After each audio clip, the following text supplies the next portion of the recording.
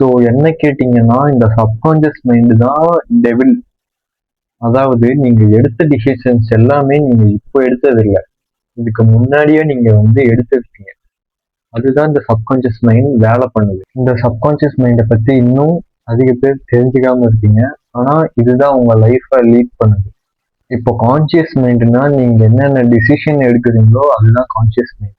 இப்போ நான் இந்த ட்ரெஸ் போடணும், இது நான் சாப்பிடணும், இங்க நான் போகணும் அப்படின்னு நினைக்கிறது தான் கான்சியஸ் மைண்ட். சப்கான்சியஸ் மைண்ட்னா உங்க ஆழ் மனதுக்குள்ள ஆழமா பதிஞ்சிருக்கும் சில விஷயங்கள்லாம், அதுதான் சப்கான்சியஸ் மைண்ட். கான்சியஸ் மைண்ட் கேள்வி கேட்கும், ஏன், என்ன, எதுக்கு அப்படின்னு. ஆனா இந்த சப்கான்சியஸ் மைண்ட் கேள்வியே கேட்காது, ஜஸ்ட் அதை அக்செப்ட் மட்டும் பண்ணிக்கும். நீ நல்லது சொன்னா நல்லதை அக்செப்ட் பண்ணிக்கும், கெட்டது சொன்னா கெட்டதை அக்செப்ட் பண்ணிக்கும்.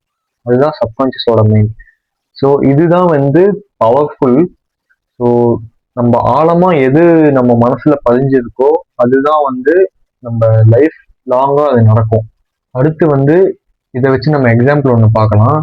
இப்போ இந்த மரம் தான் உங்க சப்கான்சியஸ் மைண்டுன்னு வச்சுக்கோங்க.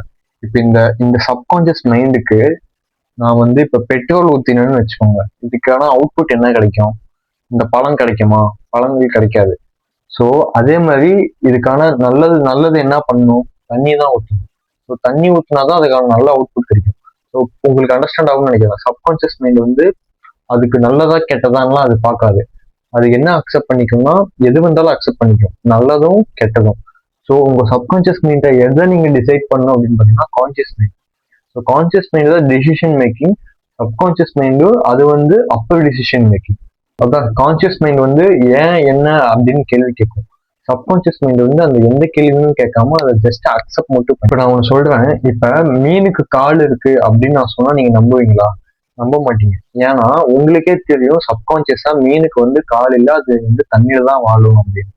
இப்ப உங்களுக்கு மீனை பத்தி எந்த நாலேஜுமே இல்லாம நான் உங்ககிட்ட இப்ப சொல்றேன்னு வச்சுக்கோங்களேன், மீனுக்கு கால் இருக்கும் அப்படின்னு அவங்கள சொல்லி நம்ப வச்சுட்டேன்னு வச்சுக்கோங்க, நீங்க அதை நம்பிடுவீங்க. உங்க சப்கான்சியஸ் மைண்ட் எது நீங்க ஆழமா நம்பிட்டீங்களோ அதுதான் உண்மைன்னு எடுத்து. உங்க சப்கான்சியஸ் மைண்ட் குழந்தைன்னு வச்சுக்கோங்க. இப்ப அந்த குழந்தைகிட்ட எது சொன்னாலுமே அந்த குழந்தை நம்பும். சின்ன சின்ன விஷயங்கள் சொன்னா கூட அந்த குழந்தை நம்பிடும். ஏன்னா அந்த குழந்தைக்கு இதுதான் உண்மைன்னே தெரியாது. அதாவது இதுதான் உண்மைன்னு அதுக்கு மேல நம்பிக்கை, அந்த விஷயத்துக்கு மேல நம்பிக்கை கிடையாது. இப்போ சுடு தண்ணி சுடுன்னு அதுக்கு தொட்டாதான் என்னன்னு தெரியும். ஸோ அது வரைக்குமே அந்த கான்சியஸ் மைண்ட், அந்த குழந்தையோட கான்சியஸ் மைண்ட் சப்கான்சியஸ் மைண்டுக்கு சொல்லாது இது நீ தொட்டா இது சுடும் அப்படின்ட்டு. அதுதான் அந்த சப்கான்சியஸ் மைண்ட். ஒரு வாட்டி அந்த விஷயம் நடந்துருச்சுன்னா அது ஆழமா மனசுல பதிஞ்சு அதுதான் உண்மைன்னு நம்பிடும். இப்ப அடுத்த விஷயம் பாத்தீங்கன்னா, நீங்க ஃபெயில் ஆயிட்டேன் அப்படின்னு அந்த விஷயத்த நீங்க நம்புனா என்ன ஆகும்? அது ஃபெயிலியரே தான் ஆகும். ஏன்னா நீங்க அது ரிப்பீட்டடா உங்க மைண்ட்ல நீங்க சொல்லும் போது அது ஃபெயிலியர் நோக்கி தான் போகும். ஸோ என்ன கேட்டீங்கன்னா சப்கான்சியஸ் மைண்ட் தான் உங்களோட ஸ்ட்ராங்கஸ்ட் வெப்பன். நீங்க நாள் முழுக்க என்ன யோசிக்கிறீங்களோ அதை வச்சுதான் உங்க லைஃபே டிசைட் ஆகும். ஸோ ரிப்பீட்டடான தாட்ஸை நீங்க யோசிக்கும் போது அது எங்க லீட் பண்ணுன்னா உங்க வழியில லீட் பண்ணும். அந்த வழி எதை நோக்கி, எதை பேஸ் பண்ணி இருக்குன்னு பாத்தீங்கன்னா உங்களோட தாட்ஸ். அதாவது பாசிட்டிவா நீங்க யோசிச்சீங்களா இல்லை நெகட்டிவா யோசிச்சீங்களா, அந்த ரிப்பீட்டட் தாட்ஸ் தான் உங்க சப்கான்சியஸ் மைண்ட்ல பதியும்.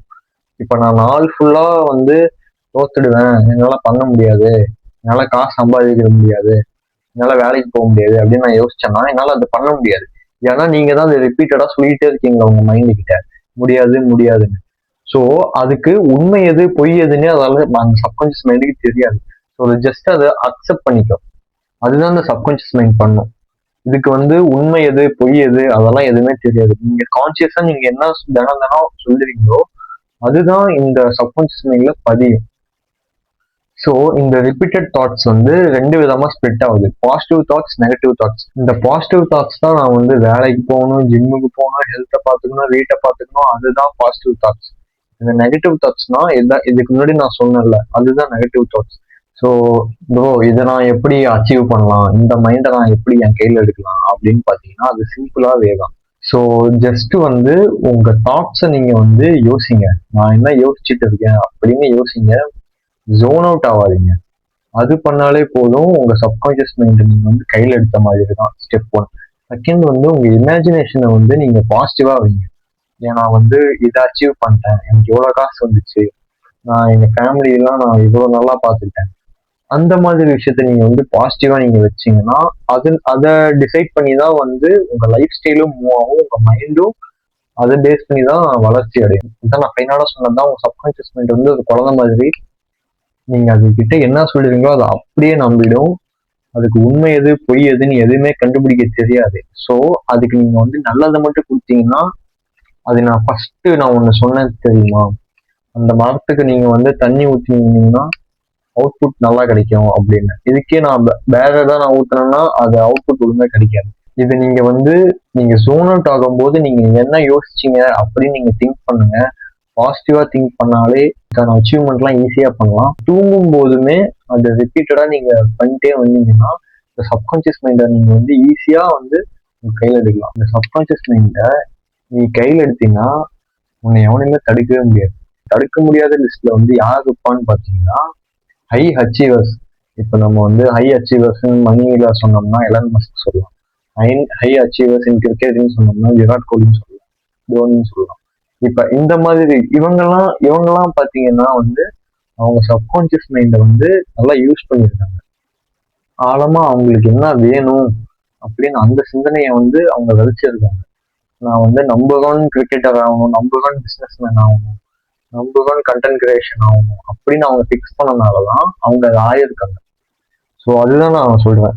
சப்கான்சியஸ் மைண்ட் வந்து ஒரு தாட் தான், ஆழமான தாட். இப்ப அந்த தாட்டை நீங்க வந்து நல்லபடியா விதைச்சீங்கன்னா நல்லபடியா முளைச்சி வரும். இல்லைன்னா நீங்க தப்பா வச்சீங்கன்னா அது உங்களுக்கே எதிராக வந்து வெப்பனா கிரியேட் ஆகி உங்களே அழிச்சுக்கணும். ஸோ நான் அதே தான் நான் ரிப்பீட்டடா சொல்றேன், இந்த சப்கான்சியஸ் மைண்ட் தான் உங்களோட வெப்பன். இது நீங்க எந்த அளவுக்கு நீங்க எஃபெக்டிவா நீங்க யூஸ் பண்றீங்களோ அந்த அளவுக்கு நீங்க எஃபெக்டிவா உங்க லைஃப்ல நீங்க வந்து குரோத்தை பார்க்கலாம். ஸோ அவ்வளவுதான் இதை சப்கான்சியஸ் மைண்டை பத்தி. இதை பத்தி இன்னும் நான் வந்து பிரீஃபா அடுத்தடுத்த வீடியோல நான் வந்து சொல்றேன்.